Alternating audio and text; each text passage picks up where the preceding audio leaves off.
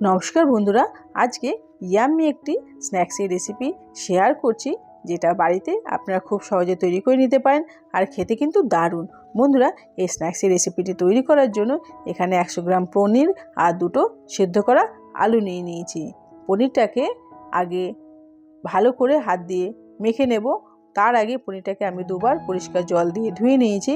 এবার পনিরটাকে এইভাবে হাত দিয়ে ডলে ডলে একদম মোলায়েম করে নেব। যতক্ষণ পর্যন্ত পনিরটা মোলায়েম না হবে ততক্ষণ পর্যন্ত কিন্তু হাতের এই জায়গাটা দিয়ে পনিরটাকে ভালো করে ঠেসে ঠেসে মেখে নিতে হবে। দেখুন বন্ধুরা, পনিরটাকে যত মাখছি তত পনিরটা মোলায়েম হয়ে যাচ্ছে। এবার পনিরটা কিন্তু খুব সুন্দরভাবে মোলায়েম হয়ে গেছে। এবার পনিরটাকে থালার এক সাইডে আমি রেখে দিচ্ছি। বন্ধুরা, পনিরটা কিন্তু একদম রেডি হয়ে গেছে। এবার যে 2টো সেদ্ধ করা আলু নিয়েছি, আলুগুলোকেও হাত দিয়ে ভালো করে মেখে নেব। আলুগুলোর মধ্যে সামান্য একটু দানা দানা থাকলে তাতে কোনো অসুবিধা হবে না, কিন্তু যতটা পারবেন হাত দিয়ে খুব সুন্দরভাবে মেখে একদম মোলায়েম করে নেবেন। এবার আলু আর পনিরটাকে একসঙ্গে মেখে নিচ্ছি। মেখে নিয়ে এইভাবে হাতের সাহায্যে ডলে ডলে নিতে হবে। পনির আর আলুটা খুব সুন্দরভাবে মাখা হয়ে গেছে। এবার এর মধ্যে আমি দিয়ে দেব কিছু মশলা। ঘরে থাকা কয়েকটি মশলা দিয়ে কিন্তু আপনারা খুব সহজেই রেসিপিটি তৈরি করে নিতে পারেন। প্রথমে দিয়ে দিলাম আদা কুচি, লাল লঙ্কা কুচি, ধনেপাতা কুচি, স্বাদ অনুযায়ী লবণ, হাফ চামচের থেকে কম হলুদ গুঁড়ো, হাফ চামচ চাট মশলা। চাট মশলাটা দিলে কি হবে, স্ন্যাক্সটা কিন্তু খুব চটপটা হবে, খেতেও কিন্তু খুব ভালো লাগবে। এবার সমস্ত জিনিস দিয়ে পনিরটাকে ভালো করে মেখে নিচ্ছি। এখানে কিন্তু পনির আর আলুটাকে মশলার সঙ্গে খুব সুন্দর করে মেখে নিতে হবে।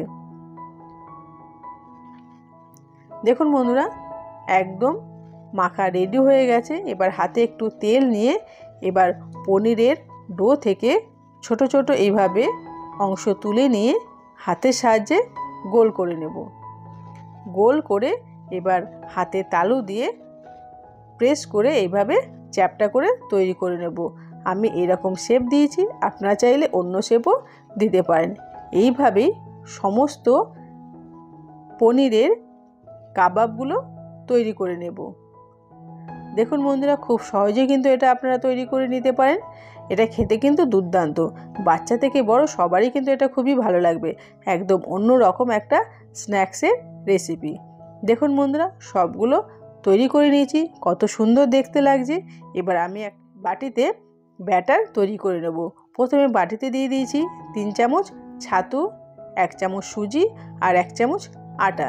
আপনারা ছাতুর পরিবর্তে এখানে শুধু আটা আর সুজি দিয়েও এই ব্যাটারটা তৈরি করে নিতে পারেন।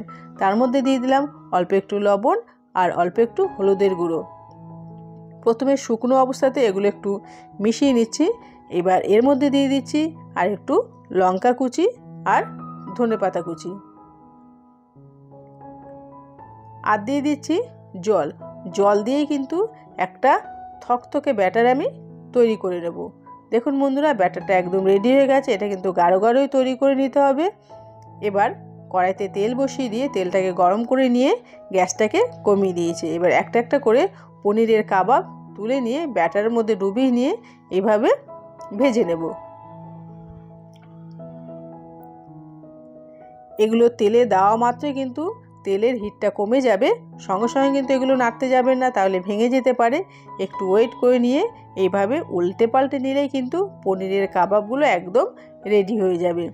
দেখুন বন্ধুরা, কত সুন্দর দেখতে হয়ে গেছে, বেশ লাল লাল করে ভাজা হয়ে গেছে।